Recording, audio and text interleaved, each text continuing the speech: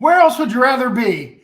I'm Paul Clifford, CEO of the Penn State Alumni Association. Welcome to the people of Penn State. Each week on the podcast, you can expect to hear the voices of Penn Staters talking about what they're passionate about, and you can expect to feel the pride and the power of the Penn State network. Today, we're going to be talking with Pat Little. Pat is a State College native. He got his start at the Daily Collegian. He served as a Center Daily Times staff photographer from 1982 to 2000, an AP photographer from 2000 to 2010. Also served as the Collegian photo advisor and has been documenting daily life here in Happy Valley for more than 40 years. Welcome to the people of Penn State, Pat Little. Hey, thanks, man. Pat, how are you doing today? I'm doing great. Things are really good. Excellent. Well, start at the very beginning. I knew you grew up here in State College, but how did you become a Penn State Nittany Lion? Well, it's kind of bred into you. I mean, you're going to be a Nittany Lion if you go to State High. I mean, that's pretty much the way it works. Right. I grew up around campus and just always knew that that's where I'd end up. I mean, if I went to college, and I decided to go, and thank God I did. That's great. What was your family involved in? Like, where did your parents do for work, and what kind of kept you in State College? My father was a meat manager at Acme Markets when Acme Markets were active, and my mother was a homemaker. She just stayed at home. That's pretty much the way it worked. I mean, everything revolved around the house, and I lived right in the middle of town. I lived right near Westerly Parkway Shopping Center. Oh, excellent. In the duplexes along South Atherton Street. Excellent. So you came here as a student. What were you involved in at Penn State? I was mainly involved in just going to school. I mean, I didn't get into any kind of activities until I found the Collegian, and that was late on too. That was very late on. I was just kind of involved in business things that I was studying business and arts and sciences. When I graduated in general arts and sciences, it allowed me the flexibility to take a tremendous amount of. I mean, I took an acting class. I took science classes. I had such a variety that it really broadened my mind as far as things I could possibly do. And I never knew later on in life that the art and the sciences would actually come together, even after I became a journalist and become my art. So all in all, it was kind of tailored fit to me, but I didn't even know that I was doing that. So that's kind of interesting. You talked about finding the Collegian later on in your time here at Penn State. That sounds like there's a little bit of a story there. Oh my, yeah. I was in my senior year. I mean, I only had 3 semesters to go, and we had a party at our house. And one of the sports writers came, and I read the sports stories. And I was always interested in photography, but I didn't do it. I never did it when I was young, very young. When the newspapers came, the first thing I would do is I'd be the one to grab the paper, and I'd look at the photos and read all the captions in the paper every single day. And I had no idea that this was a lead up into what I was going to do. So at this party, I met one of the Collegian writers who I knew his name and I knew his work, and I admired him. I thought he was really good. And I talked to him. I said, well, I thought about being a photographer, and he goes, well, you should come up. And I was like, no. I said, you don't understand. I don't know anything about photography. He goes, it doesn't matter. He goes, we'll teach you. And I'm like, well, and I read in the paper they had tryouts, and I didn't have any photos. I didn't have anything to take into a tryout to show anybody. Right. So he kind of talked me into it. I said, okay, well, I'll go look, and go to the meeting. And I went to the meeting, and I thought I better take something. So that weekend, I actually shot a gymnastics meet at Rec Hall. I shot from the stands. I went and got a good position, to shoot the beam. I got a nice shot there, and then I decided it was really crowded, so I did a full shot of the room, and I did a picture of the coach talking to the players. I didn't know I didn't know what to do. And then I had a friend of mine take the film, he processed it, and made me prints of the ones that I wanted. Right. And then that's what I took in. And I had like a half a dozen photographs of one meet. So I show up at the meeting. Everybody has portfolios, books that they've been published in, all these things. And I'm just sitting there going, I should leave. I should just leave. I'm not going to stay here. And And I didn't. I just stayed, and I was like, okay, let's see what happens. So they came around and they looked at everybody's work and they talked to you individually. And the photo editor came to me and he looked at my stuff because this is all you have. And I said, this is it. I said, I don't know. This is all I have. And he was very kind to me. And he goes, you mean you shot a picture of the inside full? You shot a picture on the beam, and you shot a picture of the coaching. I said, yeah. He goes, we would have used this. He said, this is exactly what you're supposed to do. And I'm like, well, okay, well, I didn't know. So from there, when we were done, they gave each of us a roll of film. And they said, okay, go shoot something, anything you want, come into the office, and we'll, during the week, and you can process it, and they'll show you how to make prints and do whatever. So I took the roll, and I went and I shot the supply, the bike auction that they had every year on surplus. And I got there and I just shot some things. And finally I saw a guy holding a bicycle up out the back in front of the auction crowd. And I shot pictures of it from behind, and it made a silhouette of the guy holding the bike up. And I came into the office and I told the guy this, I don't know anything about this. And one of the photographers took me in and showed me how to process the film, worked with me. And, and I was just amazed at everything. I mean, I didn't, they had instructions on the wall, but there was so much stuff. And I was just like, I don't know, and they showed me how to measure the chemicals, and we did that. And then we processed the film, and he brought it out and we looked at it, and I was just flabbergasted. I was like, this is really cool. And then the real stuff began. We picked a couple photos and we went inside, and he made my first print. We put the thing on the enlarger, exposed the paper, and put it in the liquids.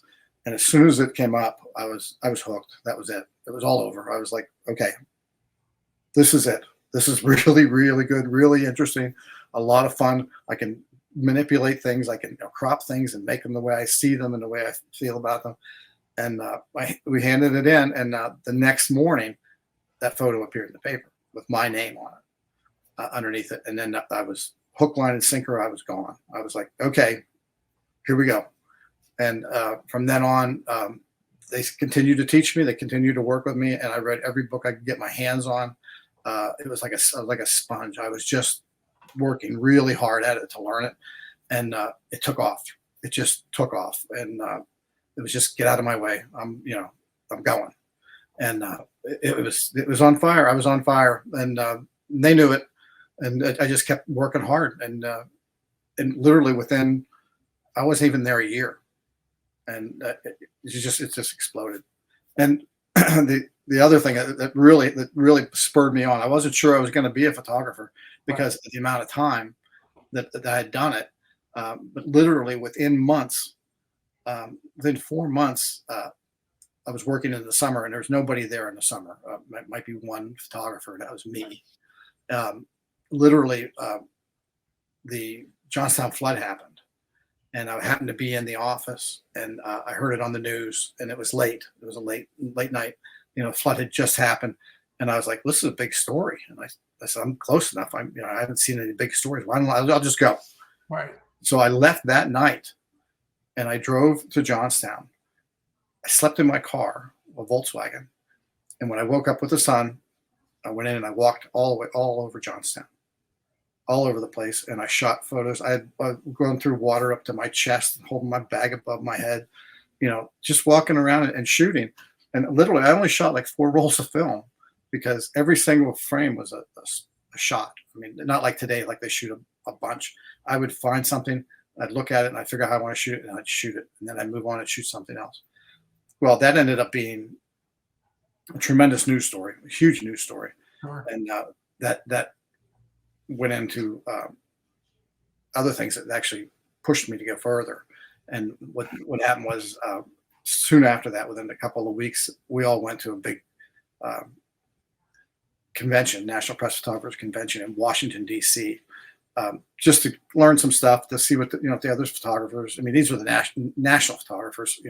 All over the United States came there, and they had some of the biggest speakers in the business. The head speaker, one of the biggest speakers, was the Time magazine photo editor, and at the time was probably the best known photo editor on the planet because Time was a big deal. And I thought, well, I'm going to see if I can get this guy to look at my work. It's a real stretch, to do that. And the whole time we were there was people around him all the time, people showing him work, people doing things. And I'm kind of like on the edges trying to work my way in. But, I didn't have enough guts to do it. I was just like, oh, I can't. And I'd go back to my friends that were there from the Collegian. I'd say, I can't do it. I can't. There's just too many people around, and I'm too embarrassed by it, and I can't do it. So I kind of followed the guy, and I went back to my friends again. I said, that's it. I said, I just can't. I'm not going to do this. I can't get him alone. And then he left. He was leaving the building. So he's walking out. He's literally in the foyer, or the entranceway of the Sheraton Hotel in Washington, D.C. And I walked up to him, and he was by himself. And I said, I have something I'd like you to look at. And all these guys had portfolios again. And I had a manila envelope with about 20 photographs in it, 28 by 10s. And I handed it to him. And he goes, okay. And he started looking at it. He flipped like through 2 or 3 of them. And he goes, I want to see all of these. He goes, lay them on the floor, spread them out all over the floor. And I went, what? He said, spread them on the floor. And I said, spread them all over the floor. And by that time, we're making a scene. People are coming around. And I'm like, oh my God, I'm going to get crucified. This is going to be horrible. And he's looking at the images, and he looks at me, and he looks at the images, and he kind of looks back at me, and he goes, what's your name? And he writes it down. And he walks around, and he comes back to me, and he goes, I'm going to tell you. He goes, this stuff is really, really good. He goes, if I would have seen this, I would have ran it. And I'm just blown away. I was like, seriously, yeah. And he goes, yeah. He goes, these are really, really good. So he hands me a card, his business card, and he scribbled a name on it. He goes, call her on Monday morning, because this is my assistant, and I wanted you to talk to her. So I called her, and I was like, hi, told her who I was. She goes, oh, I've been expecting your call. And she goes, I need you to come to New York City for an interview at your earliest convenience. And I'm like, just tell me when to be there. So I went up in Time Life building, like the 23rd floor or something like that. In Time Life building, the Time magazine, and I'm sitting across from the photo editor, and she's going, well, I can't offer you a job today. She said, but if you'd like, we'd like to use you as a freelancer, and then you can, we can do that with you for a while. And I'm, at the time I was thinking, should I be a photographer or shouldn't I? And that was the moment that I went, okay, here we go. We're going to do this. So that was a big moment. But I was only 4 months into the business. I barely knew how to process film and print very well. And it was flabbergasting. That's amazing. What started off as getting involved with a campus organization turned into a career. Yes. Oh, yeah. Oh, by all means. I mean, if I had not walked in that office, I would have had no career at all. But and then that happened, and then then the football season started, and I was into that, and I was actually doing some work for them at the time. I mean, they sent me to a couple places, and the thing with Time was, their magazine, my photo, if I had a photo in it, was very, very small, but they paid me well, and I was like, well, this is good. I'm good with this. So that was something special. This is the People of Penn State. I'm Paul Clifford. I'm joined today by photojournalist and artist Pat Little. So, Pat, we were talking off the air about the book that you wrote, Penn State Then and Now. It seems like you have chronicled the history of Penn State and really of State College through your work, and you had the opportunity to do that in this book. It's you see the book around town. I know it's out of print now, but tell folks about that project and what that book means to you. Yeah, the book. I didn't mean to become a historian. I mean, I had no plans. And the weird thing now is, with the stuff that I'm publishing on Facebook now, when your life work becomes history, it only means one thing: you're old. That's exactly what's going on. So, but the book came from, I went to grad school at Ohio University. I got my master's degree in 1991. The book came from a class. I was 13 years a professional before I went back to grad school. just because I always thought like I was missing something because I didn't have an education in photography, and I just felt like I was missing something, and I didn't know what it was. So I went to grad school, and at grad school, I had a class, and one of the assignments was come up with an original idea. And I was like, well, this is great. You know, what am I going to come up with? Right. And I decided that those then and now books I've seen all over the place were good, but I always wondered why they weren't precise. Why wasn't this photograph exactly like the other one? They were always 2 or 3 feet off or across the street, or they just didn't look exactly the same. And I thought that was kind of bizarre. Right. So I said, okay, I'm going to make that work. I'm going to say, okay, I'm going to do this. I'm going to do it better than they did it, and I'm going to show you how. I'm going to figure it out. So I went to they had a courthouse in the town, and it was like 100 years old or over 100 years old. I had an old photograph of it, and the courthouse was still there. So I went to shoot it, and I took the photo with me, and I had a tripod, and I set it up, and I'm looking at the photograph, and I'm looking through the camera, and looking at the photograph through the camera, and I'm like kind of frustrated. I'm like, if I could just see through this, I could do this. And then all the bells and whistles went off, and the light bulb went off. I went back and took the photograph. I took the photograph that I got from the library of a 100-year-old place, took an image of it, took another photograph of it, made a negative. I took the negative, and then I cut the sprocket holes off of the outside edges. Wow. And I had a camera that I could remove the prism from. So I pulled the prism off, and I laid the negative inside the camera and pushed the viewfinder back on. That way, when I look through the camera, I could actually see the negative, but it won't affect the photograph because it's below the mirror. You know, the mirror flops up, and so Sure. It sits above it. So I could look through it, and I could actually see it. So I went back to the scene, moved around, and I put the negative in, and I walked around. And as soon as I got to the spot, it just like popped into place. Just it's right there. I could see through the negative. I could see the image that I'm looking at. And then when I took the picture, the mirror flops up, and it's the exact same photograph. So I did that with like 5 or 6 places, and I made a little book of it. And I came back to class, and I brought it into class, and I laid it out. All the students came over like, what is this? What is this? And I was like, oh, I did then and now, and I did this. And I, manipulated a negative so I could see through it and use it in my camera. And everybody went nuts. They were just like, this is incredible. And so I kind of put that in the back of my head. I had it. I discovered this thing that I could do. And 9 years later, when I came back home and back to work, I took a year leave of absence, and I came back to the Center Daily Times. And I came back, and I said, I'm going to do a book. It's going to be all in Penn State. And I went and I researched all the old photos at the library, at the archives with Jackie Esposito and Lee Stout. They helped me out a lot. And they helped me find the photos, and I reshot them, and then I went out and shot the images, and that's exactly what happened. And they were thrilled, and I was thrilled, and the book was successful.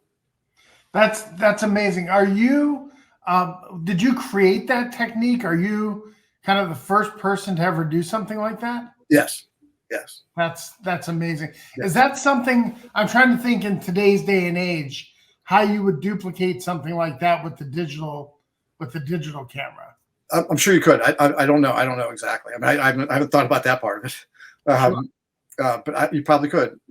But it's the images are so exact. It's cool. I mean, I really like doing it. And then it ended up being a history book because I got the signatures of all the presidents, which they never had found before. I found all the signatures. I put photographs of all the presidents and all their signatures, and they were thrilled about that. And then it just morphed into told the story of the Nittany Lion. I told a bunch of other stories, a story of Old Maine and how it gone through the transitions and stuff. So it became more of a history book, but it's also a photo book. Sure. It was something. It was I don't know if you've ever written a book, but it's a work of love. I mean, you're just going to do it no matter what. And I wrote it, edited, designed it. I did everything with the whole thing. Yeah, it was a passion project for you. The book that I wrote was for my professional organization, and so it wasn't the same kind of project that you're talking about. Like this one sounds like it came from your soul. Yeah, it was going to come out no matter what, and that's what I tell everybody. I mean, it was a lot of work. I mean, I'd go out to dinner with my wife, and she goes, "Where are you?" And I'd be like, "Oh, geez, I'm designing the inside cover," in my head. I mean, all these things are happening all the time. And then when it was finally done, I printed it all out. I took it up in my attic of my house, and I laid the whole thing out all over the attic, um, and just did one last look through and read everything again. But I did it in page form so I could see it, and I thought that was pretty funny. That it was in my attic and looking at the book. Let's stay kind of in the genre of books. You mentioned just before we came on air that you're currently working on a book, a novel. This is State College. Yeah, this is a real first for me. I've never written a novel. I never did anything, but I had these vivid dreams, and I told my daughter that I have these vivid dreams, and I had one when I was at her house, and I said I had this dream, and I explained it to her, and she said, and I said, I should write these things, and she goes, "Why don't you?" And I was like, okay. So that was a year ago, and I've written about 350 pages of it so far.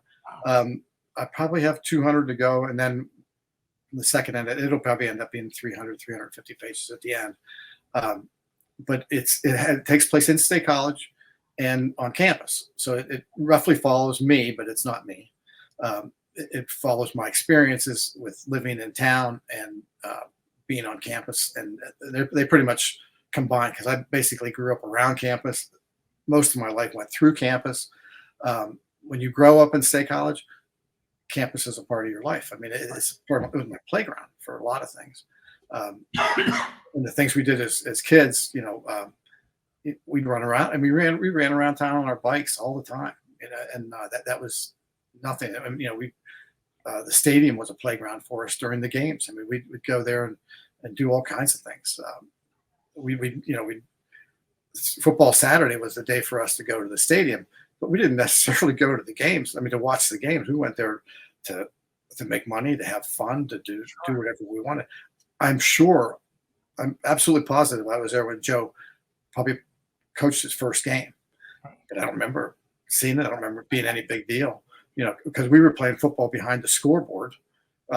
We'd play football back there, and we'd catch the balls that they kick over for field goals or extra points, and do stuff like that. And then we run around the track and did those things. And then when we got older, we'd end up working at the stadium. We started out by pushing cars out of the mud. We'd do it for a tip if we could get it.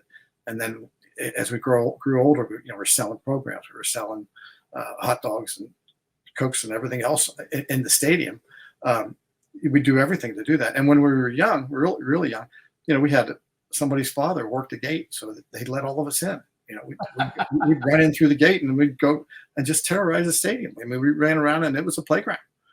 But that was anybody who went to State High, that was like a rite of passage. We went to the stadium, and we did things, and we'd go to the games, but I never watched them, and then we'd all gather at the end of the game, and in the one end zone. And as soon as the game would be over, we'd run out on the field and run out to the players and ask them for their chin straps. And we'd collect these chin straps. And it didn't matter who it was, unless you got one of the real big stars. And you say, "Oh, I got Franco Harris's chin strap." But we didn't pay attention. And we get these nasty chin straps and take them home. Stick them you get a chin strap, stick it in your pocket so they didn't think you had one. And you go to the next guy and say, "Hey, can I have your chin strap?" So we'd all get them. Take them home and stick them in the sock drawer. And eventually our mothers would go, "These things are disgusting." Blood on them and sweat on them, and she'd throw them away.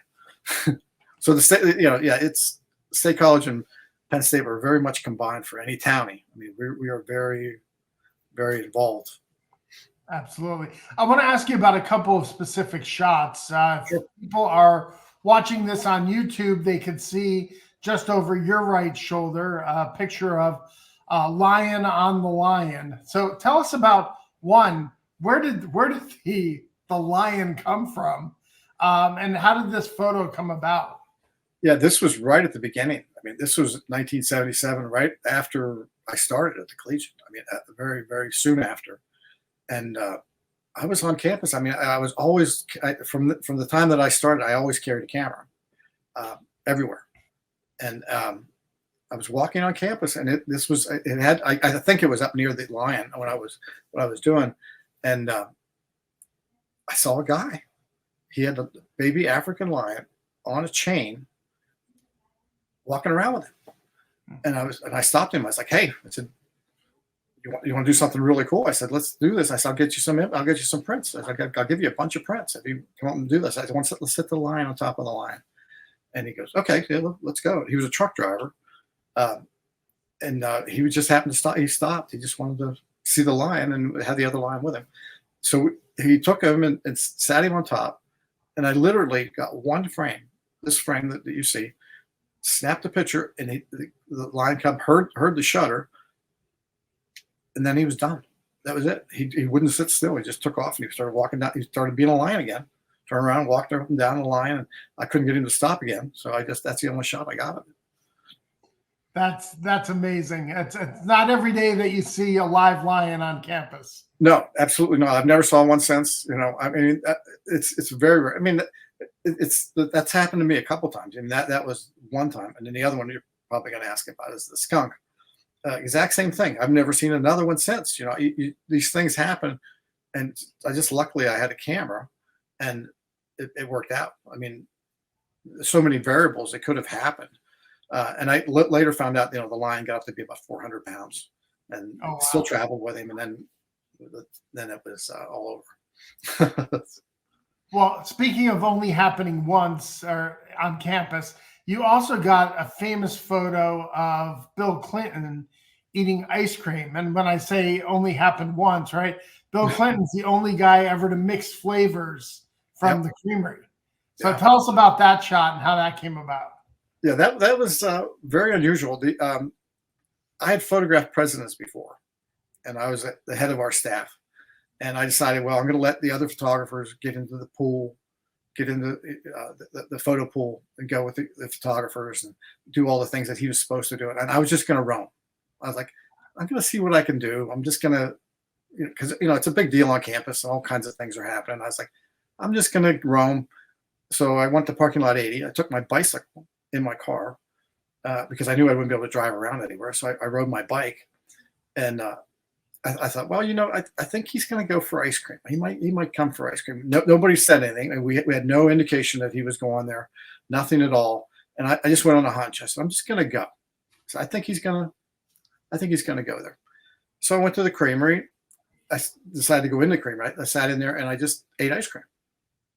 Just sat there with my bag, my camera bag, and pretty soon, Secret Service guys came in with dogs, and they said, who are you? Why are you here? And I said, well, I'm having ice cream, and I'm a photographer for the newspaper, but I'm not here to shoot anything in particular. I said, I'm just here. And he goes, okay. And the dog smells my bag, and they leave. So I'm like, okay, something's going on. So, there's just no way this isn't going to happen. So I sat there quite a while longer. Pretty soon, the Secret Service guys came back in again, swept the whole place, came in to me. What are you doing here? Same thing. They smelled the bags. And he goes, what do you plan on doing? I said, I'm just going to stay here. And he goes, okay. And they made an announcement to the whole room. They said, none of you can leave this room. Everybody stay here. Nobody leaves. If you're here now, leave now if you want, stay if you want. And pretty soon the buses come up. They pulled up school buses that they had the windows blacked out, so they went on the street. So they brought those in, and it just started ramping up from there. Everything was kind of getting a little kind of tense. I found the manager of the creamery, and I was talking to him. I said, "Listen," I said, "I want to get behind the counter. I want to take a shot of him getting the ice cream cone." I said, "You're going to have something you'll never forget." And he said, okay, it's okay with me. So I went up behind the counter. The Secret Service came by to me again. They said, what are you doing? Why are you up here? And I said, I want a picture of this. I'm going to take a picture of him getting the ice cream. They said, okay, you can't move from the spot you're standing right here. You're just going to stay right here. That's it. And I said, great. I thought that's fine with me. So we're standing there, and there's the woman that's going to serve him is set up, and I'm on the other side of the thing in the middle. It was like a U, and I was on the other side of it. And then Clinton started coming in, and I was like, I'm not going to get shot. I'm not in the right spot. So I actually had to move, and I moved down to the end of the counter, he told me not to, but I did anyway. And they were too busy worried about him. And he walked right in and walked right up to him and started, talked about the 2 flavors. And I think she was going to say something like, you can't have 2 flavors. But I think the manager was right beside her and said, give him 2 flavors. He gets whatever he wants. And I got a picture of him. She's handing it right to him. And he looks like a little kid getting an ice cream cone. And it was great. And then I got that shot. Nobody else got it. There was no other photographers in the room except me. And as soon as he got the ice cream cone, all the other photographers came in the back door behind him, and they all missed it. Every one of them missed it. And I just went and sat down. I was like, okay, I'm good. And they made me stay there until he left. And when he left, I left. So I got on my bike and I went back to 80. And I'm sitting in 80 with my bike because I saw the police cars coming. And so they were taking him somewhere. And he was down on Park Avenue. And I had my bike and I was kind of leaning against the post, just kind of watching everything. And he comes by, and I'm the only one standing in 80. There's nobody else there because we didn't know where he was going. And he turns and he looks out the window and he waved at me. It was just me. And I was like, hey, how you doing? But that was something. That was really something. That's the right place at the right time, right? Yeah, and it was just a hunch, And I came back to the office and they go, how'd you do? And I was like, I got something pretty cool. And all the other photographers are like, oh, we got all this, they're looking at all this stuff. I said, well, I have this. Right. And I'm sure they weren't real happy about that, but because my photographer was actually in the pool that came in afterwards. And everybody asked me, well, how'd you pull this off? And I was like, it's just a hunch, just got it. You mentioned that you have photographed famous people before and had encounters with famous people, but one that sticks out in your mind is on a football trip to Purdue, your encounter with Neil Armstrong. Yeah, that was really something. That's probably the most memorable thing I've ever done. I've been around celebrities, famous people, and one of the things in journalism, you just don't act like normal. Like the public would. You won't ask them for an autograph. You won't ask for a photograph, and they appreciate that. And I've always stuck by that. Never ever bothered anybody. I did my job. But at the Purdue football game, they announced that I didn't know this in advance either. They announced that at halftime they were going to be honoring the astronauts that graduated from Purdue, and literally all of them graduated from Purdue. So I'm standing there, I'm thinking, Neil Armstrong's here. I know he's here, and I looked across the field, and there was a group of men, and they all had on I think they were yellow, it might have been yellow or whatever color, I don't know what color they were. Men with police around them, and they were obviously the astronauts. So I'm looking at every single one with a long lens. I'm like searching through them. I'm like, where is he? Where is he? Where is he? And he wasn't there. And I'm like, he's got to be here. He's the most famous one. And I looked, and about 30, 40 yards away, there's one guy standing with the same hat, but he's with one cop and nobody around him. And I'm like, and I looked at him and I was like, that's him. I know that's him. And it was. So I grabbed my friend, Steve Manuel, which you guys probably know. And I said, Steve, I got to get a picture with him. I said, this is a once in a lifetime opportunity. Most famous man that ever lived on the planet. I'm breaking protocol. I'm going.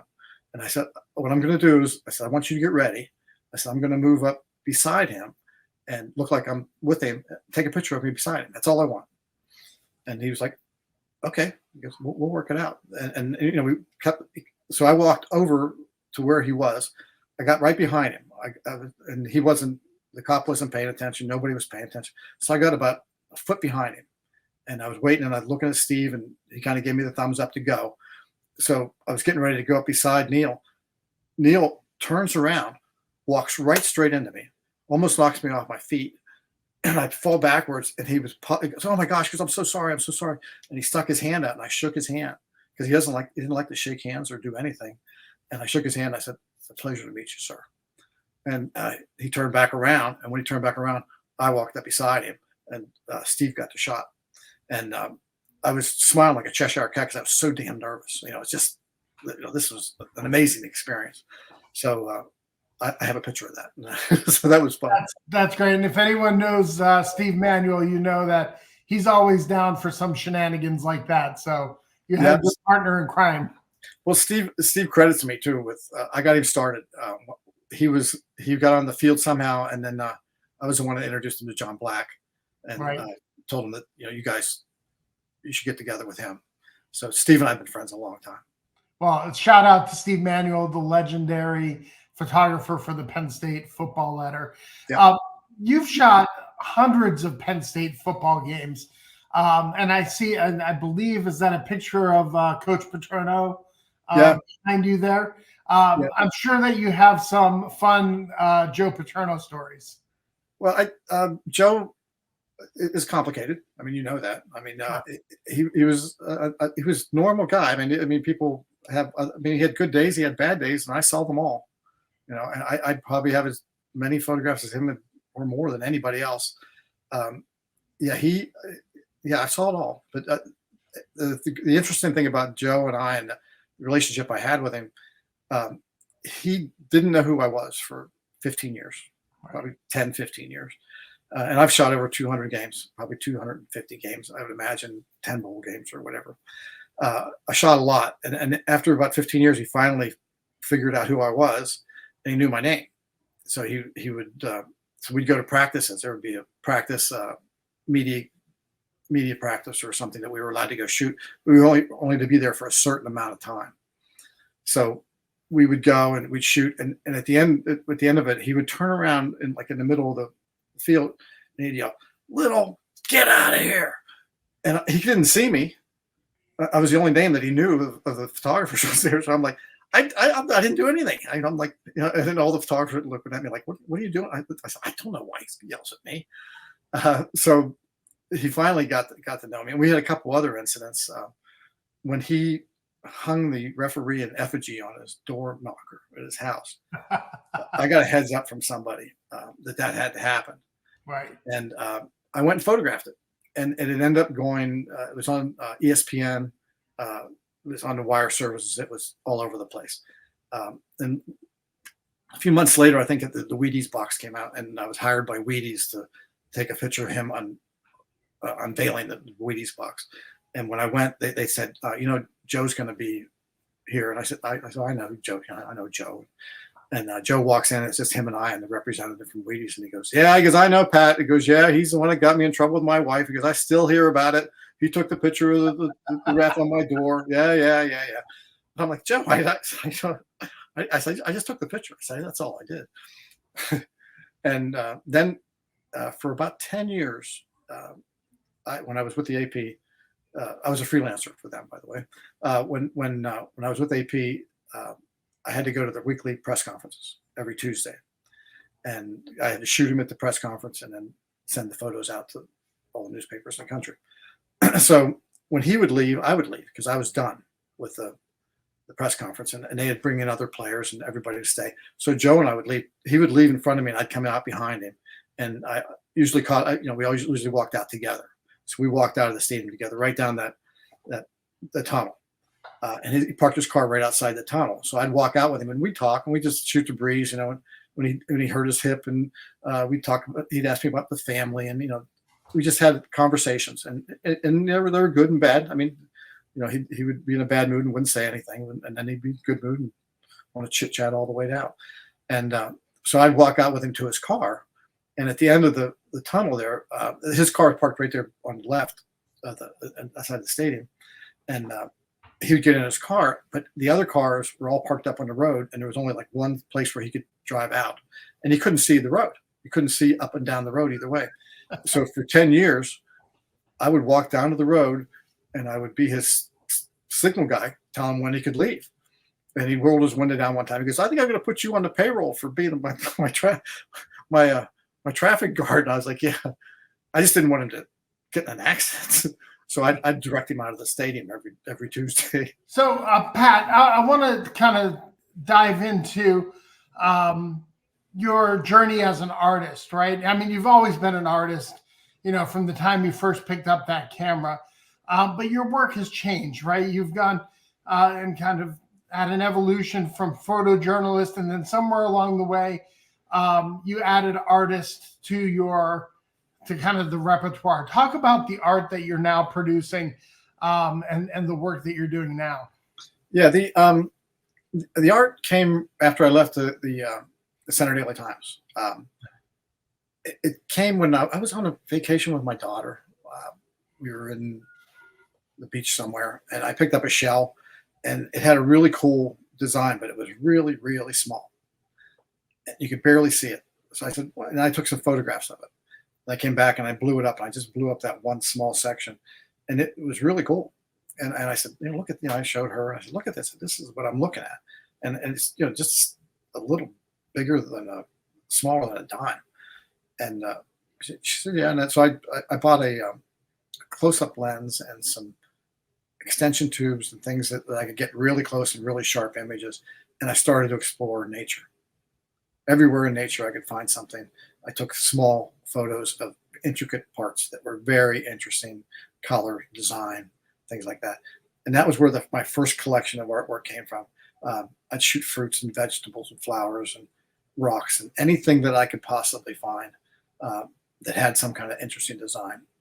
And that was my first displays, was that. And I started doing arts festivals in 2001. And I did arts festivals from 2001 to 2018. And I traveled, I did all of Pennsylvania, New Jersey, New York, Ohio, Maryland, Michigan. I was as far as Michigan. I went as far as Maine and as far south as Miami. Every year, in the month of February, I'd go to Florida and spend a whole month in Florida doing art shows all over the place. So that was my first venture into the art world, was through this. And it would be, and people enjoyed it because they were actually pieces of things that they knew, but you could not recognize it unless I told you what it was. So you wouldn't know. Sure. You'd look at it and go, I don't know what this is. And I'd say, well, that's a raspberry. And they'd be like, what? How's that a raspberry? I said, you go this small. And then I'd show them the picture of the actual piece and the actual piece that I shot. So that they enjoyed that. And then I did that I sold those for about 8 years.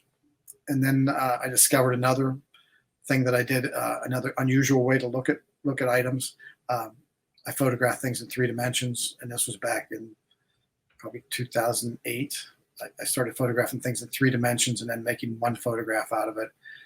Same thing, you couldn't tell what the item was unless I showed you what it was.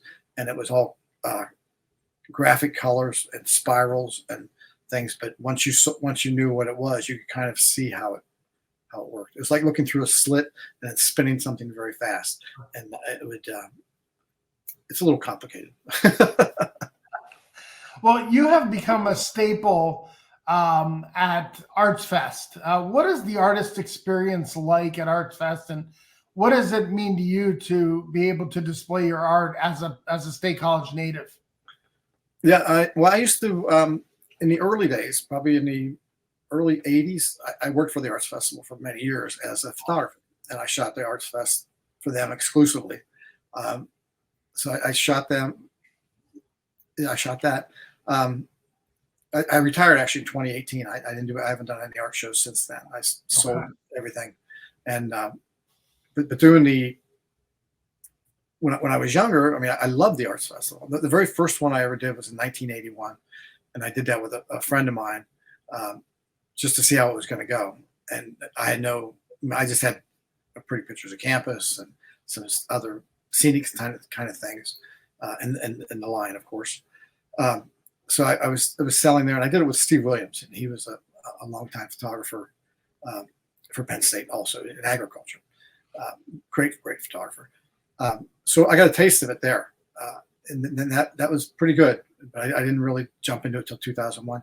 And doing it in State College, it was great because I could see everybody I knew would come in, and people I didn't know would come in. And in later years, it was actually a meeting point for my classmates. We would all meet at my booth, and then we would do things together and just socialize. It was very social, but also very profitable. I mean, we made a lot of money doing that. It was very successful. I mean, the Penn State stuff was very successful there, and the artwork was good too. I mean, it is a great festival. I've always really enjoyed that one, especially because it's close to home and all those type of things. So throughout your career, your photos have told stories about others and about events. But now coming up in the March-April 2024 issue of the Penn Stater, your story is going to be told. How does it feel to have kind of the shoe on the other foot, right? To be able to share about yourself and your work in a publication that goes out to hundreds of thousands of your fellow alumni. It's daunting. It's a little uncomfortable, but I'm trying. It's different. It's a lot different being on this side rather than on the other side. I've always observed and shot and done things on my own.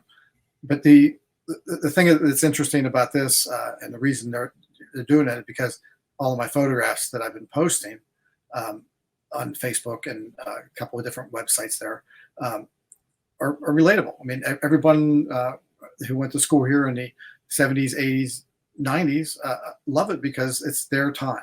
It's their things that they did. And I was literally at everything. I mean, I was at just about everything, and I shot just about everything. And I recently got all my negatives back. The Center Daily Times had all my negatives, and I couldn't get them. And then about 6 months ago, they called and said, "Come get your negatives. And we're getting rid of them." Because nobody knows what to do with negatives. So I said, "Yeah, I'm coming." And I took a pickup truck and picked up all my work. And I'm just getting through the 80s now. I haven't even touched the 90s yet. And I posted on my Facebook website or my Facebook page, and 2 other sites picked it up, and it's just been a hit because it's all pictures of downtown State College at that time when there's places were there that they remember. I mean, I had a great response to people just seeing Roy Rogers, the restaurant. Anything to do with the streets and the old stores like Graham's and things like that. Events that no longer happen, like the Phi-Sci. I mean, I have all the Phi-Sci stuff that I've been putting up, and things on campus, performances. I had Robin Williams, I had Eddie Murphy, and just on and on and on. All the performances that I covered, and I post those, and it just stirs memories in all the people that are about my age or younger, and they enjoy it, and so do I. I mean, I didn't know I was going to do this. I mean, it literally, I've been doing it since December 3rd. I've been posting 2 photos a day, and I literally have probably 1 million photographs that I can choose from. So I pick 2 photos a day, try to do one from town and one from campus. And people comment on it. They're getting thousands of likes and hits, and they enjoy it. And the fun for me is I get to go through my old work, and the old work is I usually shot something on purpose or something I was assigned to do, or I was just out looking for work. But it's the things that I didn't remember that I shot, or pictures of my friends, or pictures of things that were just off the cuff that weren't assigned or anything like that. But they're interesting. They're very interesting, and I think the people really like it. And it was bigger impact than I expected. And I wasn't gonna, and I didn't have this idea. I mean, it was a friend of mine, Tor Michaels, was running photographs on his Facebook page of the photo of the day, and he was pulling images. He wasn't pulling images; he's pulling like whole pages off the CDT and putting them on. And I found myself gravitated toward them, trying to see what images I shot. So somebody would send me a note and say, "Hey, you have a shot on here today," and I'd look at it. And I was like, "Oh, that's pretty cool. I remember that." And I was like, "Oh, this is a really good idea." I mean, if I'm looking for it, other people are probably looking for it too. And then that's when I started putting them up. And it started with when Rosalind Carter passed. I had pictures of her putting on her fishing boots on the steps of the helicopter. So I published that. And then I got a lot of response from people all over the place saying things. And then I was like, this is a pretty good idea. And then I started posting them every day. I just posted 2 this morning too.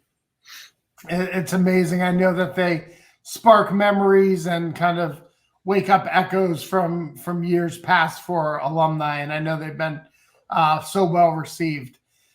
This is the People of Penn State. I'm Paul Clifford. I'm joined today by photojournalist and artist Pat Little.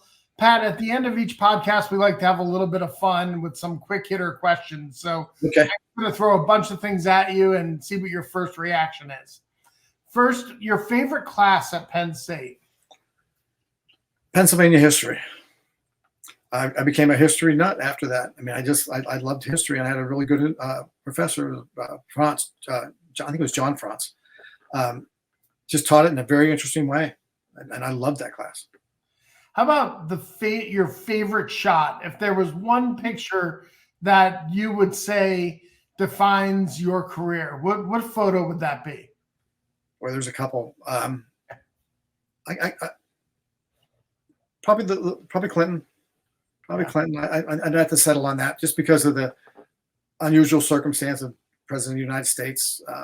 And I was not scheduled to be there, and I worked my way in. I talked my way in. I've talked my way into a lot of things. I mean, I don't know how I did it. I mean, I talked my way into getting on top of buildings I wasn't supposed to be in. I just talked my way in. If you could have dinner with anyone, who would it be and why? I'm big. I'd love reading biographies and autobiographies, and I think probably Benjamin Franklin. I mean, what an interesting guy, statesman, inventor, and he's just like he'd like to have a beer, and I'd just like to chat with him. I mean, the guy must have been fascinating. Oh, he was an international man of mystery before that was a thing, right? Absolutely. And he lived a long life, and I just can imagine that would be a great conversation. How about your most unusual "We Are" moment? Where you saw Penn Stater and you yelled out "We Are," or someone recognized you and you got that? Well, as a journalist, I didn't do it. I mean, Sure. it's just that it wasn't. I mean, you don't do that. So that's really never happened to me. I guess being from State College, I don't know. The residents, we listen to it and we see it and we appreciate it. But I don't think anybody's ever done that to me. They probably will now. Thank you. How about your favorite Penn State sport? Oh, by far, football. I mean, football is the king here, and if you don't know that, I mean, it's been the king since I've been here, and that's a long time, and it'll always be the king. I mean, there just isn't any doubt. Yeah. How about your favorite flavor of creamery ice cream? Well, that's changed over the years. When I was really young, it was the mint chocolate chip. By far. I mean, every day. I mean, every time we were there, I mean, we ate a lot of ice cream, and it was mint chocolate chip. But now it's Death by Chocolate. Excellent. Popular choice here on the People of Penn State podcast. Well, Pat, we want to thank you for joining us and for allowing us to share your story with fellow Penn Staters. We truly appreciate it. Oh, great. Very nice. Thank you. And I want to thank our producer, Vincent Lungaro, our guest relations coordinator, Abby Clark, and you, our listeners, for tuning in to the People of Penn State. If you like this episode, I hope that you'll subscribe to the People of Penn State in your favorite podcast app of choice. And while you're there, go ahead and give us a rating and drop us a review. Help us to spread the word and share the podcast with your friends and with fellow Penn Staters via your social media channels. If you're a member of the Alumni Association, thank you for your support. And if you're not yet a member, what are you waiting for? Go to our website at alumni.psu.edu, and you too can become a member of the world's largest alumni association. Thank you for listening and for all you do for the university, for the glory, and for the future. We are